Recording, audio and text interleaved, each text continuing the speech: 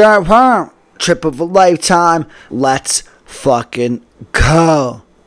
Alright, so the other day I put some thought into trying to figure out where everything started to get away from me and where it all went wrong.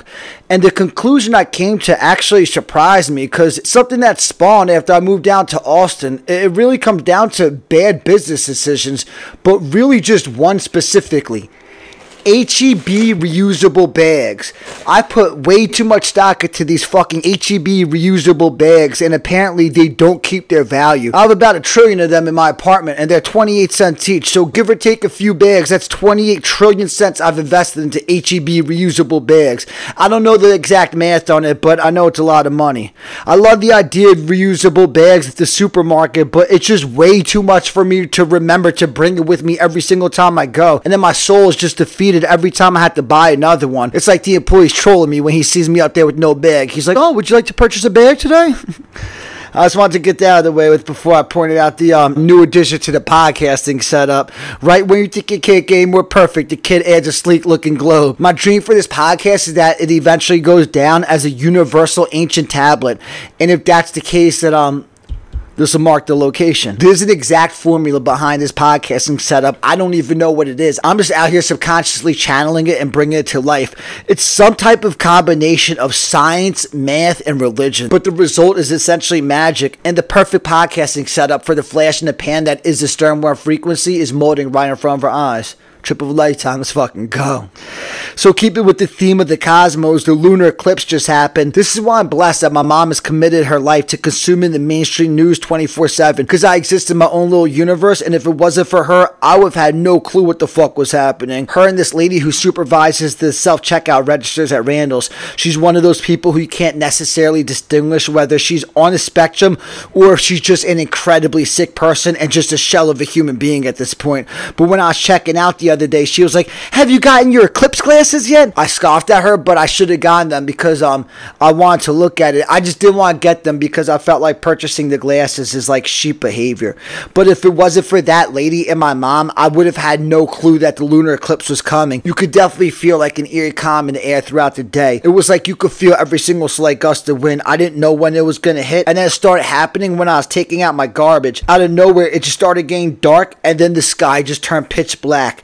Thank the Lord that I was warned what was happening, otherwise I would have went fucking crazy again. I would thought for sure it was the aliens. That shit just serves as a reminder that we really are out here in the middle of motherfucking space. And going along with like living in my own little universe, I thought that I was disconnected from what we call quote unquote reality, but I gave a ride to a lady the other day who now has become the inspiration behind my existence. Let me preface this by saying we're in Austin, Texas. She gets in the car like it's a rideshare ride. I don't know if I said that. She gets in the car and goes, I see a lot of kids. Are we like near a school? And I happened to know that there was a school right behind us. So I was like, yeah, there's like a middle school right over there. She goes, no, like I see older kids. Is there like a college around here? The universe knows that it created this ridiculous existence where everything is just a joke on me. So because I pushed through it with the positive attitude, in turn, it hands me softballs like this out-of-body experience. I just have to stay composed and not crack up when I deliver the punchline and say, yeah, the University of Texas is 2 blocks that way. You can't make these stories up. And that's why Writer's Room writing is stale as fuck, because the universe writes the funniest shit. You just gotta bring it to life. And while I'm on the topic of quote-unquote work, I just want to give a quick shout out to Chinatown Westlake for always having the bag ready when you pick up deliveries. You live 39 years and you take in wisdom. And to this point, what I'm soaking in is you could always count on the agents for 2 things: reliable cars and a good takeout system. I also like to do pickups from Starbucks on Exposition Boulevard, but I mention it because of how hard I saw the girl in the bakery working there the other day. I've never seen anything like it. I've never seen somebody so fucking busy in my life. People talk about having anxiety. Watching her work was legitimately giving me anxiety. Her arms were moving so fast, it looked like her motion was being sped up digitally. When I was watching it, I was thinking, I don't know how I could possibly beat that tiny little girl up, because she would get in like 10 punches before I even moved towards her. And the other day I was sitting in traffic just thinking about killing myself because of how much I've grown to hate traffic ever since driving's become my job. But it had me thinking, here's some rocket science. Imagine they staggered the work days. You could start your 8-hour prison sentence at 8 o'clock, 9 o'clock, 10 o'clock, or 11. There'd still be hours where everybody's in the office together for like meetings and shit. It would eliminate rush hour traffic, and then people could work the hours that suits them best. Plus, it allows for flexibility on a day-to-day basis. So if like little Juliet has a ballet recital early in the evening one day that week, you could schedule to go in earlier that day. Like, if Kanye West is a fucking genius, then what do ideas like that make me? And along the lines of traffic, if there's like a festival at Zilker Park, which is like a major park around here, there's no words in the human language for the traffic on the Mopac service road headed towards the park. Soul-sucking hell would be the best way I could describe it. I've never been stuck in it because it's only for people who are actually going to the event, and like I would never accept anything going to that event. And once I see the traffic the first time, I know to avoid anything that might bring me in that direction. But like, it's like legitimately at least a couple miles, and it's gridlock. Every time I pass it, I look at it in shock. Like, nobody ever fucking moves. They all just sit there. I don't understand how these people ever get to the destination. It looks like it must take them 6 hours to get there.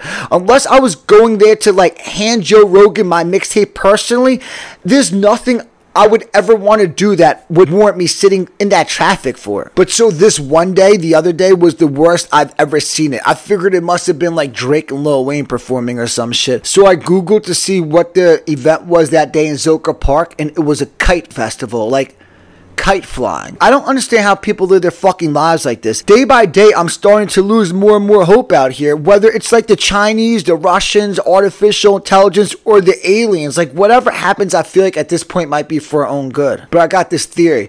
Everybody always says everything's connected. And like, even before like that like became like a popular thing that like people say, I had been saying it. Like, right when I started eating mushrooms, I was like, oh my god, everything is fucking connected. Because once you start eating mushrooms, you realize everything is connected. But what I realized is I think the key is pressure. Like, I think everything is connected to pressure. And I got this new thing I'm about to start saying. Going forward, I'm going to start telling people to stop pressing my subconscious. Like, stop putting pressure on my subconscious. But I'm going to tell them, stop pressing my subconscious. It's going to be a passive-aggressive way for me to tell people, stop hitting me with their fucking bullshit. Because that's what I realized. Like, when someone hits me with bullshit, it puts pressure on my subconscious, and then that ignites the reaction. And for like any of my regular viewers who may not know me personally, I figured out how to encapsulate the essence of who Sturm is. Think of former New England Patriots player Teddy Bruschi, and then mix that with the energy of someone who works as a crossing guard, and I'm the polar opposite of that. Teddy Bruschi's the type of person who probably prides himself in molding young boys into men. Like those dudes who teach kids from the inner city how to tie a tie and develop like firm handshakes.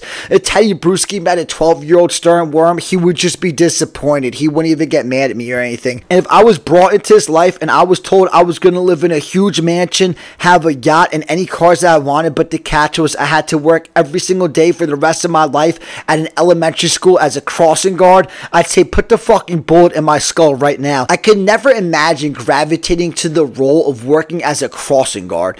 And I get having crossing guards to stand there in the middle of the street with the stop sign when a kid is crossing, but I just think it's over the top when they do it when adults are crossing the street. And I just listened to Rogan's podcast with Riley Gaines. She's a swimmer who was a real victim of competing against a trans athlete.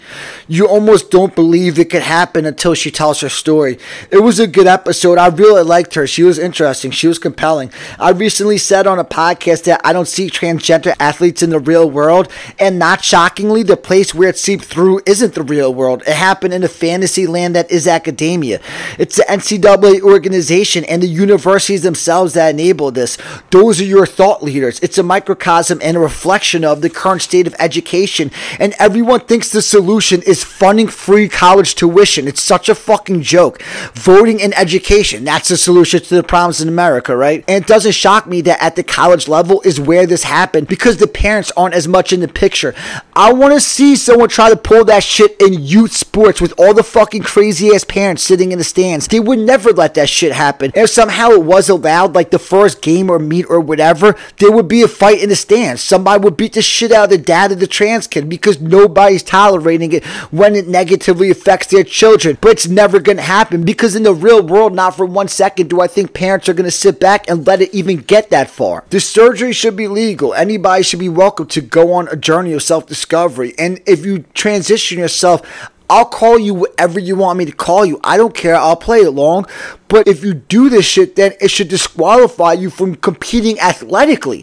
It's such a no-brainer unless they create like a third division, which would be by far the most interesting division to watch. And if I ever get to Rogan, I had this new dream that I dreamt of. If I were to ever escape financial pressure to the point where I own a house that I don't have to work to pay for it, then I'm going to own 3 dogs, a golden retriever, a chocolate pit bull, and like a cool looking dog stuck in the middle. And I'll have the time of my life just watching them all have to coexist with each other. But if this goes down, here's what I'm really excited about, and I'm definitely doing this shit if it happens. I'm gonna call myself a quote-unquote dog dad, and I'm gonna buy a custom picture frame saying my beautiful children and put a picture of each of them in it, and I'm gonna make it part of my podcasting display. And this would only all come into fruition, obviously, if I connect with Rogan. And if that's the case, then every time we do a podcast together, at some point every episode, I'm gonna reiterate to him that everyone was indeed correct, and I never truly felt love until I felt the love of my children. And this like kind of connects to Rogan. Apparently some kid recently made a Kill Tony rap, so Tony had him on the show to perform it. When we brought him up, he was like, we've had people rap on this show, but this right here is a real rapper. As somebody who got laughed off that stage for his raps, I'm so blessed that I watched Kill Tony, to have had that moment of clarity, to finally get to see what a real rapper looks like. The joke is on me until it's not, unless it always is, and then I'm just trapped where I am in this hell, which I've actually turned into a relatively peaceful existence. At the end of the day, I'm the extension of the kid obsessed with 90s rap. If I put Sternworm music into that kid's headphones, I would have said whoever was rapping this shit is who I strive to be one day. And that's how you know the kid already won, even if I fucking lose. And I have a bit about what I call the gay heterosexual life. Some girl was recently on Kill Tony, and she was talking about a date she just went on, and she bragged about how she ordered cheap so that she didn't have to sleep with the guy. And she was proud of that shit. Does anything epitomize the gay heterosexual lifestyle like that shit does? It's what had me question if I was gay, because everything is so fucking gay. And then just like a few notes relating to basketball that I want to slide in before I get to the meat of the episode. College basketball made the game so much better this year by changing the rule on charges. It was absolutely fucking out of control. I once heard an announcer breaking it down like, the defender is technically in position and made a good play, but did they really make a good play? And he's 100% right. When people do that shit like flopping when they're taking a charge in basketball, it's the gayest shit in the history of the universe. It's not the contact that's making the defender fall to the ground. They intentionally fall. Everybody knows it, and they still get rewarded for doing that nonsense as long as they're technically standing in guarding position. I once heard an announcer during a game disgusted talking about a defensive player who flopped and got the call. He's like, that guy's 250 pounds of solid muscle, and he just fell down like he got hit in the head with a shovel. I don't know what the new rule is now, but when the defender intentionally falls to the ground, the ref just calls him for a foul. It's great. The charge call should revolve around the action of the offensive player. A charge in basketball shouldn't be based as much on whether or not the defender was standing in position as much as should be based on whether or not the offensive player was out of control and charge at the defender who's just trying to play normal defense. But I just want to celebrate how they changed that rule. And now you're going to hear the next rule in college basketball that needs to change as soon as possible, because this shit's also fucking out of control. And if I ever surface this podcast, they're going to adjust the rule after seeing this, because it's much better for television, and that's all that really matters. The rule change would be much better for the entertainment value of the product, because this shit's ruining the suspense at the end of the games, and that's why they're eventually going to change it. But more importantly than that, they need to do it for the integrity of the game. And the best part is, they don't even need to create a rule for this. It already exists. They just need to enforce it. It's called an intentional foul. If a team is up by 3 points with like 4 seconds left, right now the philosophy debate is whether or not they should foul. They should not be allowed to intentionally foul to prevent the other team from getting up a 3-point shot, depriving them of the opportunity to tie the game. It's a new thing in basketball. It didn't used to happen, and I'm guessing it used to never happen because coaches probably figured you're not allowed to intentionally foul in that position. And then once one coach saw other teams doing it, they probably started doing it, and it just caught on with everybody. I once took a referee class when I was younger. I refereed like 5 games. I was the worst basketball referee in the history of the universe. I knew it was time to stop refereeing when I found myself arguing with some 8-year-old kid. But the one thing from that class that stuck with me is the rules rules exist to eliminate the edge that the team committing the penalty gained. So you shouldn't be allowed to commit a penalty to gain an advantage. It goes against the spirit of having rules in the first place if you're rewarding the team that's committing the penalty. And if the team is committing the penalty to prevent a team from getting up a 3-point shot, then you're rewarding them. There's one exception to intentional fouls and fouling to gain an edge that we all turn a blind eye to, and that's at the end of the game. A team that's down is allowed to intentionally foul and play the free throw shooting game to try to catch back up. Everybody benefits from it in basketball if this takes place because everybody's eventually going to be in that position at some point. But other than that, no team should be allowed to intentionally foul to manipulate the game to gain an advantage. And last episode, I mentioned the kid on NC State. I think his name's like McConnell. He hit a game-winning shot in the conference tournament, which like they then went on to win the conference tournament. And then because of that, that's the only reason they made the NCAA tournament. And I was saying how that shot will like live forever amongst that team. Well, ever since then, NC State made the motherfucking Final Four, adding to the magnitude of that moment. It's fucking crazy how sports works out sometimes. And it's inevitable that they're going to expand the NCAA tournament to like 92 teams. I'm not a purist for anything in sports, but the NCAA tournament should only be 64 teams. And it should start on Thursday. It's the perfect beast like that. They should have never expanded in the first place. And everybody knows that, but obviously expansion's inevitable because that's what all these sports do. They just add games to create money out of thin air. I heard analysis deciphering whether or not the next expansion to like 94 teams is anything more than like a money grab. I'll answer that question for them. No, it's a fucking straight up money grab. Just like every other sport recently adding games. Throughout the past 10 years, literally every single sport has added postseason games. And every time they do it, it creates billions of dollars in revenue. I see where this whole thing is headed. 50 years from now, everybody's going to be working 12-hour workdays and then rushing home every night to catch the big game. None of it offends me other than the NBA in-season tournament. I thought about killing myself when they announced that shit. They turned regular season games into a tournament for absolutely no reason other than generating revenue. It's the biggest cash grab in the history of the universe, but why not do it if people are going to financially support it? It's fucking ridiculous that people financially support it. People fucking buy tickets to the championship of the NBA in-season tournament. But I heard one analysis making a good point about expanding the NCAA tournament. He said if they expand, it's just going to let in more teams in major conferences that had mediocre seasons. He said he's all for expansion, but only if it means more mid-majors getting in. And he's undoubtedly right. And building off of what he said, my idea, which would never happen, is if they expand, then they should set a rule that if you have a losing in-conference season record, you're disqualified for an at-large bid. You gotta at least be 500 in your fucking conference. You can't expect to make the NCAA tournament if your conference record says 8-10. And what they should do if they expand is they should award a bid to every regular in-season conference champion. So now if you win your regular season conference championship, you make the tournament,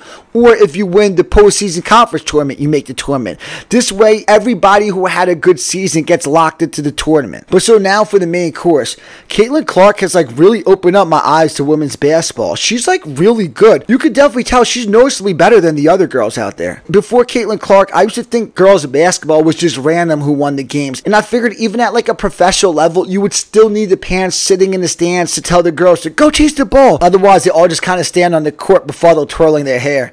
It feels like every game of girls basketball I've ever seen at the youth level, the referee throws the ball up to start the game. One girl kind of slaps her like, ah, and then the ball just kind of like bounces and it turns into all the parents in the stands yelling, go get it, go get it, go get it. And then the girl grabs it and looks at the sidelines for guidance.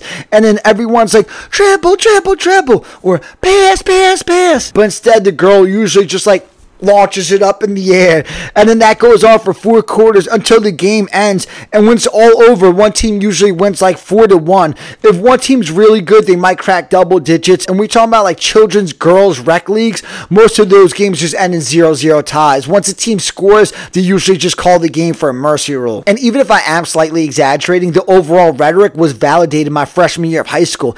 If you could walk and chew gum at the same time, then you make the freshman team. And honestly, I bet I only only made it because they knew how I was going into tryouts, because my brother was the best player on his freshman team 2 years earlier. The coach probably figured his brother's pretty good, maybe I could squeeze something out of him. And then I quit mid-season and cursed him off. He was probably thinking I should have cut that fucking piece of shit when I had the chance.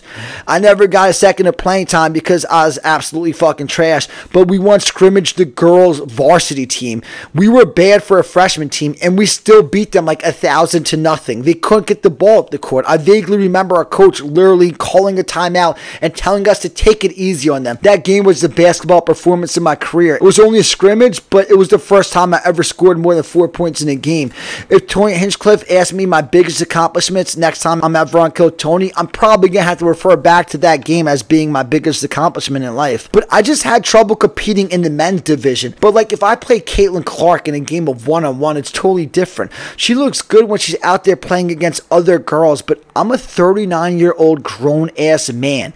You think some 22-year-old girl is beating me in basketball? She's never faced this type of resistance when she has the ball. And when I'm on offense, I'll just body her up in the post because she's a girl. Like maybe one time I bounce off of my foot, she gets possession and somehow gets off a three. She's a good shooter. She'll probably make it. And then I win like 11-2. But I'd see the final score being somewhere along the lines of that. Here's like a great analogy that I thought of. Caitlin Clark trying to beat me in basketball is like me trying to beat a girl at cheerleading. It's a bit. I thought it was cute. Please no one take that in context. I probably beat her more like 11-8. So that whole thing is like just a joke, obviously. Don't take it at face value. But I don't mean it as a joke when I say ESPN created a sport called women's college basketball. Women's college basketball has always existed, but now grown men are locked into it, DVRing games, and then calling up the sports talk radio stations the next day to talk about it. When the phone lines are open to anything, specifically on the college sports station that I listen to, all anybody ever wants to talk about most of the time is Caitlin Clark and women's college basketball. And they're bragging about how they watch it like it's the cool thing to do. And they want you to know like they're not just on the Caitlin Clark bandwagon, they're watching it all. But they are also indeed on the Caitlin Clark bandwagon. One guy called up saying he dropped $500 on a ticket to go see her play. I'm not dropping $500 to go watch anybody play a fucking game of basketball. But in this era of inclusion,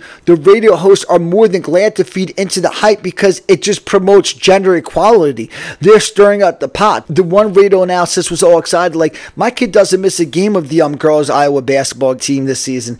And he was using that as proof of the barriers that women's college basketball is breaking. But to me, that's not a reflection of a kid who gravitated to women's college basketball. Kids are impressionable. Whatever the adults around them act like matters is what they believe matters. This kid's like 10 years old and his dad's some former college basketball player turned sports radio analysis.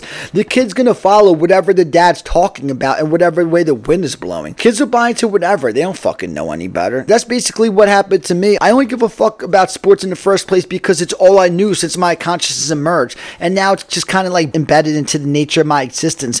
But it's not like I enjoy sitting back and watching games. Like I'm not about to fucking sit back and watch a girls Iowa basketball game. But it's ESPN who really brought this all to life in the first place, and that's probably the primary source of where that kid is consuming the hype. And it doesn't seem like the emergence of women's college basketball happened by accident. It looks to me like a conscious effort by the powers that be at ESPN to build up the game of women's college basketball to turn another sport into a cash crop of revenue. And ESPN always says what Caitlin Clark did for the game of women's college basketball, which I don't want to downplay, but it was really what ESPN was able to do through her. And Caitlin Clark was just the perfect person at the perfect time for ESPN to create the hype train and ride the ship. And we are trying to create hype. Nothing supersedes the Caitlin Clark show. That's so much more exciting to watch than somebody like Kawhi Leonard silently being productive and being the MVP in the NBA. When there's like a player who's like visually dominant and they're being highlighted,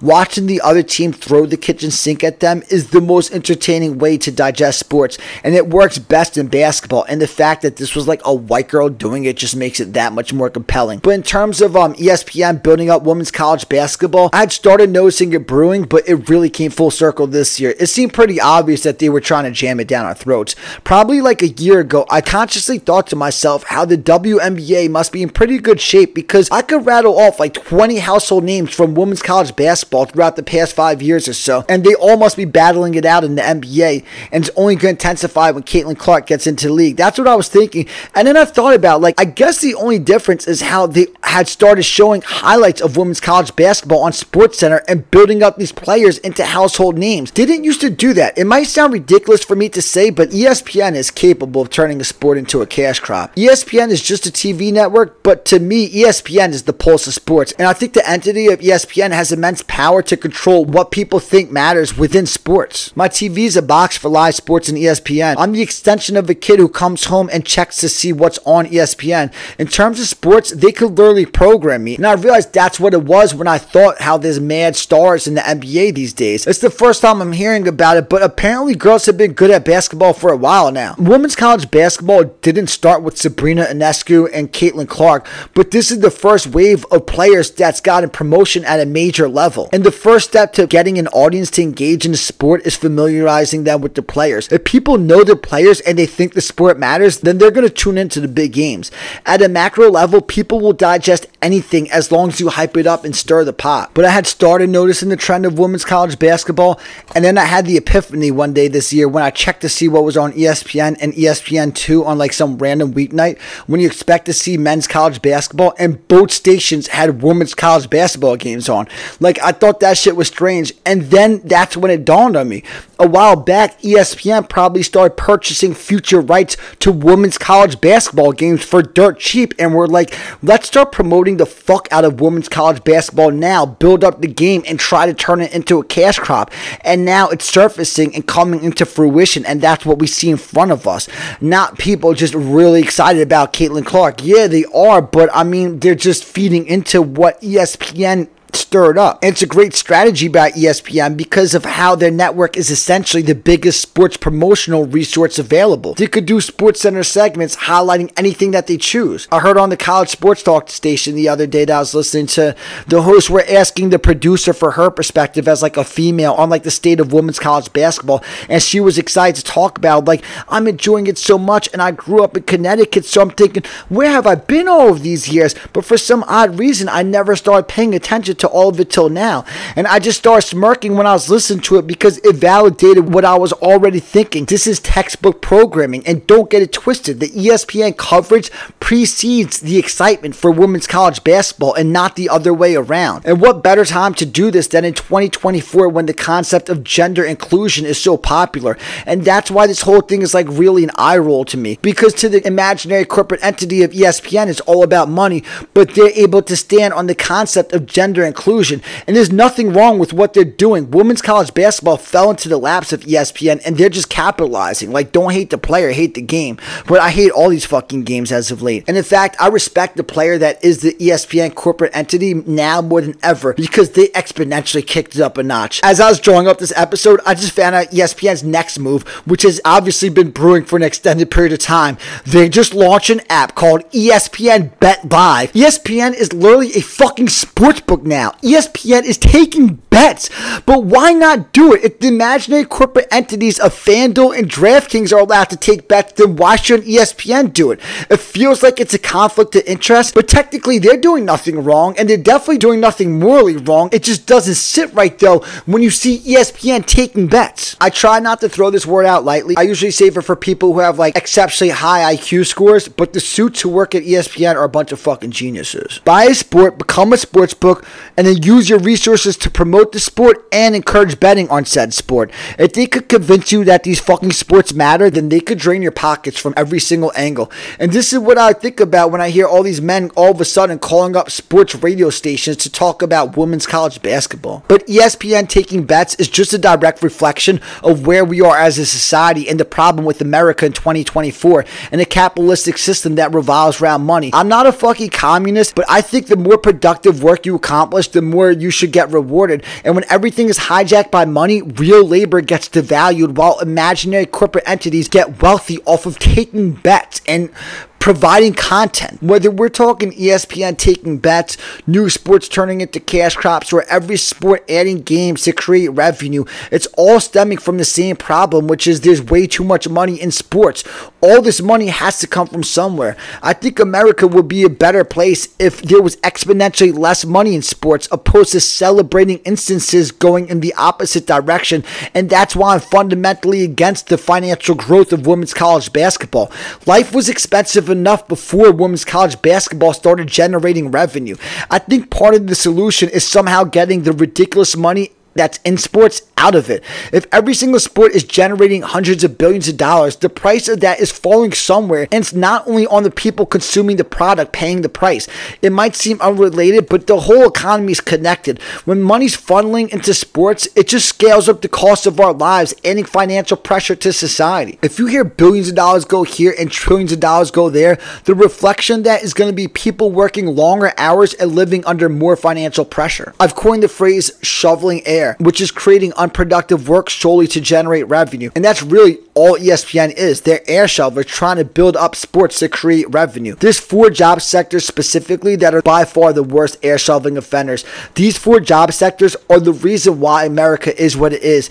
These sectors leech off of real labor: investing, sales, advertising, and insurance. Repeat that to yourselves. Investing, sales, advertising, and insurance. The solution for America is making those industries a shell of what they are. When people make money in those 4 job sectors, it's a terrible thing for America. And the way this ties back to the point is, and I say this as somebody who's trying to basically create an existence off of the back of content. Content should be universally free. It sounds like blasphemy, but if content was universally free, then it throws a wrench into the advertising industry. If millions of people were consuming my podcast and it was known that I wasn't generating revenue, but society as a whole was saving trillions of dollars every year from no advertising and free content, I bet I would never have any problem getting anything I need, and I wouldn't give a fuck about giving away all my shit for free, because that's what's all about, revolving everything around the resources opposed to the resources revolving around money. Going forward, advertising should just be authentic. It shouldn't be what happens now where fucking Joe Rogan tells you that you don't need therapy, you just need exercise and a good diet, and then he cuts to a promo of him doing an advertisement for BetterHelp. You know what I mean? Like, it's all such a fucking farce. Going forward, advertising should happen through the content, and generally speaking, it should be something that the talent personally consumes. Like, let's say content was universally free and millions of people were consuming my podcast. I would be able to find out what brands want to associate themselves with me. I pick the car I want, and then I show it off on a podcast, and I constantly make jokes. Like, I don't know if I've mentioned it yet, but I have a beautiful Lexus parked right outside. You know what I mean?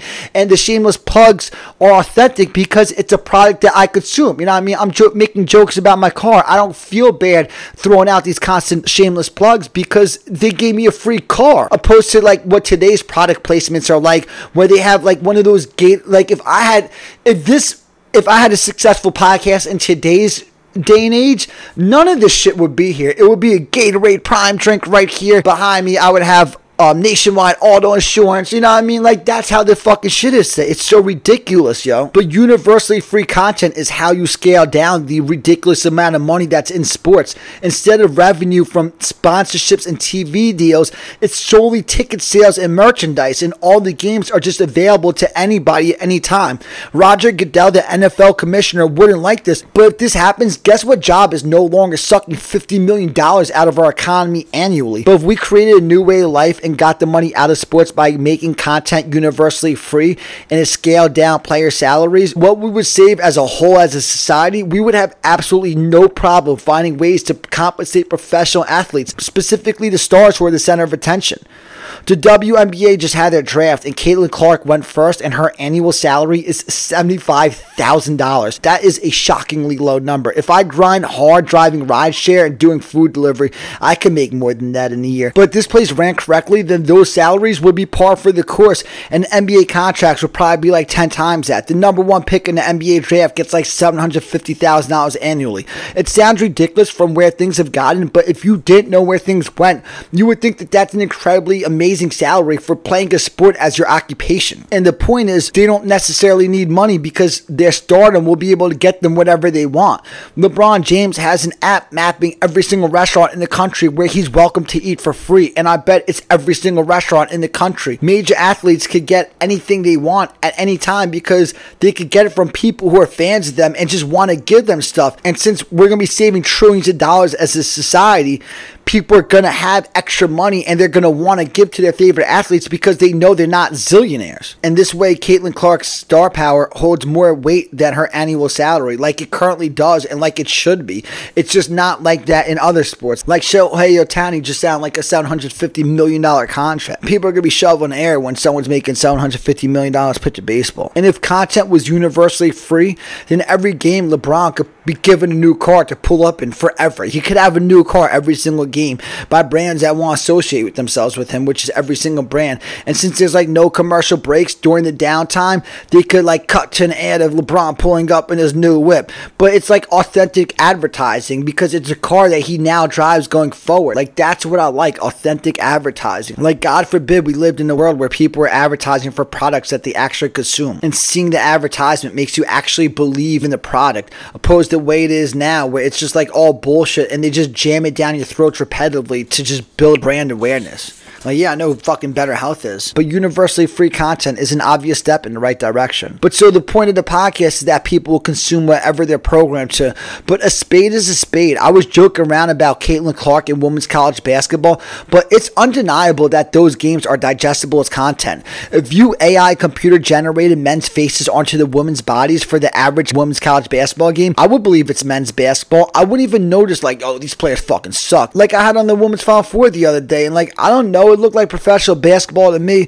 Yeah, like the men are much better, but they're up against a higher level of resistance, so it's similar action and game flow between the men's and the women's games. The major difference is the fact that the men's game is played above the rim at times, but that only really matters for occasional highlights. When I watch a game at home, whether or not the game is played above the rim is really like an afterthought in my mind. But even though I do think high-level women's basketball is a quality product, something just doesn't sit right with me sitting down to watch a game of women's college basketball. But so overall, in no way am I criticizing the level of play of women's college basketball. I'm just over here shocked at how easily people are unremorsefully consuming the hype and watching women's basketball. They're being spoon-fed and asking for more. But so here's the million-dollar question. Is Caitlin Clark a great college basketball player or not? Jay Williams says no because she never won a championship. I absolutely love me some Jay Williams. We got that Jersey connection. If I ever surface myself, one of my goals is to do a podcast one day with him and my pops and talk about the evolution of AAU basketball. I feel Jay will with like almost everything he puts down, but I do disagree with him here though. Like, he's totally off base with this in terms of his rhetoric. I'm not exactly sitting here evaluating Caitlin Clark's game. I'm just basically saying in terms of like the scope of things. But so Jay Will caught mad heat for saying Caitlin Clark's not great, and then on College Game Day the next week they asked him what he thought about another player, and Jay Will was like, he's great, everybody's great. And it just had me cracking up because I feel his pain, and it just validates the point that I'm about to make, which is if somebody's job is to be an analysis, whether you agree or disagree with them, you gotta let them lay down their opinions without never-ending backlash. Otherwise, they'll just start watering down their opinions so that they don't have to deal with everybody's fucking bullshit. They'll just take the path of least resistance. And it's exponentially worse when it's the players themselves pushing back. Like Jerry Jeudy got mad at Steve Smith for calling him just a guy, and Tua got mad at Ryan Clark for like saying he's soft. Players gotta separate criticism coming from former athletes who are now working in television with criticism coming from some random player throwing dirt on the name for absolutely no reason. If somebody's in the media, you gotta let them do their job. Whether you agree with or disagree with Jay Williams, Steve Smith, and Ryan Clark, they're all just trying to give honest opinions during programming segments that they're a part of. And Jerry Jeudy and Tua are highly paid players. Like, accepting media scrutiny is part of the job description. So on one hand, I feel like the players shouldn't be pushing back against inbound criticism from people in media roles, whereas some of these former women's college basketball players haven't spoken publicly in like 10 years, and now they're dusting off their championship rings, organizing press conferences like you gotta win championships if you want to go down as a great player. Every time Caitlin Clark hears another one of them coming out of the woodwork saying that she's not great, she's probably rolling her eyes like, oh my god, these fucking hating ass bitches, yo. I just think they naturally have a sense of animosity animosity and resentment watching the growth of women's college basketball. It's bittersweet for them. Like, yeah, the game is growing right now, but they missed out on the wave. And this is their way of pushing back against the general public for acting like women's college basketball started with Caitlin Clark. But their collective perspectives highlight how at a macro level, as a whole, we're all just prisoners of our situation. It's not like everybody in today's America's grandparents were that much better at saving than we all are. There was just major economic growth during their time period, and they were in a position to get ahead. And the same goes for the women's college basketball players who are all sound like haters right now. It's just the nature of their vantage point. Their generation got left behind. Now all of a sudden there's major promotion for the women's game, when in actuality it was probably just as entertaining when they were all playing, but nobody cared because ESPN wasn't selling it yet. And that nature of their position philosophy translates into today's generation of NBA players being soft. It's not that this group of players is inherently that much softer than the players in the 90s. It's just at a macro level, they're products of a more coddled environment. At a micro level, there's tough players in every generation. And if you flip the players from both generations, it's going to be whatever group of players played in the 90s that's going to have the tough mind frame. And whoever played in today's era is going to always be resting and forming super teams. And in terms of today's NBA players being soft, here's how I see it. If all these NBA players are so soft, then how come all these commenters on social media didn't dominate basketball with their toughness when they were younger? It's easy to talk about toughness till you have somebody in front of you that you have to outwill. It's shocking how aggressive some people are capable of competing. I'm talking about people who peaked at the high school level. I could only imagine how tough you actually had to be to play in the NBA. I saw a clip like a week ago, somebody posted online that they filmed courtside of Jaylen Brown working hard as fuck off the ball trying to get open. The way the defender was grabbing him, it looked like they were playing fucking football, and that was just a typical offensive possession. And the point of the person who posted the video was, when you look up close and when you see the action, the NBA is a lot more physical than people think it is when they watch on TV. But to bring it back to something that I alluded to before with Jay Williams, I totally disagree that you have to win a championship to be considered a great college player. And I can't stress enough that, like, I would never chew anybody's ear off in a real conversation about this shit. And that's why I love doing the podcast. There's literally nothing I've ever said on this podcast that I would ever yap anybody's ear off about in real life. And that's why I like doing the podcast, because I get to air out all my bullshit here. But so I think it's an absolutely ridiculous perspective to say that somebody can't be a great college player if they never won a championship. Even in the NBA, it's rare that one player is so good that they could lift any team up to win a championship. But it's even harder for one player to do it alone in college, plus they only get 4 cracks at it. If you want to tell me that Caitlin Clark can't go down as the greatest college basketball player of all time because she never won a championship, I think everyone, including Caitlin Clark, would agree with that. But nobody's convincing me that you have to win a championship to be considered an individually great player in a team sport. The cliche is beaten to death that nobody could win a championship on their own. And it's not necessarily true at the younger levels, because one player could do it on their own. But when you're talking about college or the NBA, it's definitely true that one player can't do it on their own. When you're talking about like that high level of competition, you're at the mercy of the pieces around you. And like I said, specifically in college where you only get 4 cracks at it.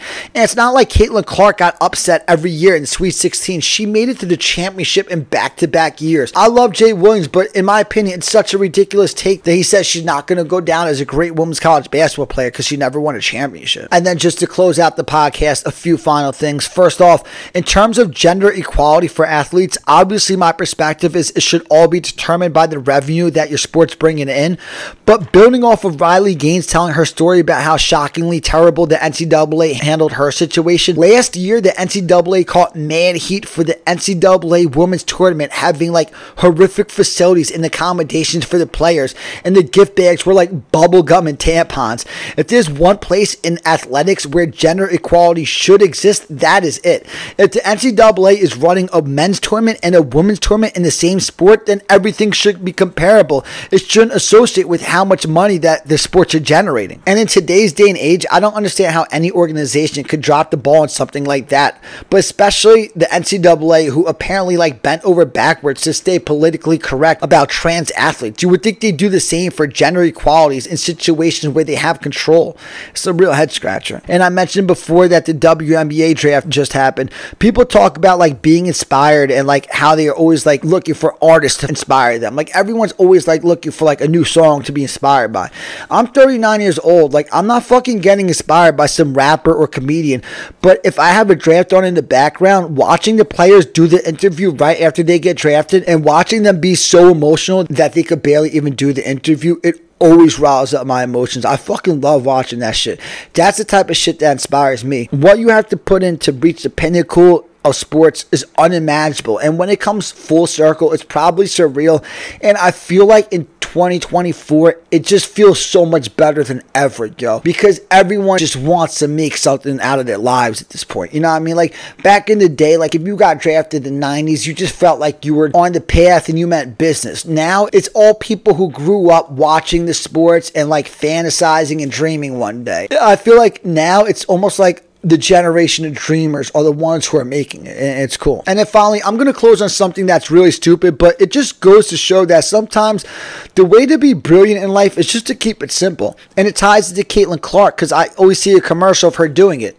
The heart emoji. People have been getting paid for decades, if not centuries, to choreograph dance moves, but it took a generation of basic ass white girls trying to get famous on TikTok to realize if you put your hands together, you can make the heart emoji. It's stupid, but I absolutely fucking love it. It aligns perfectly when the lyrics of the song say the word love.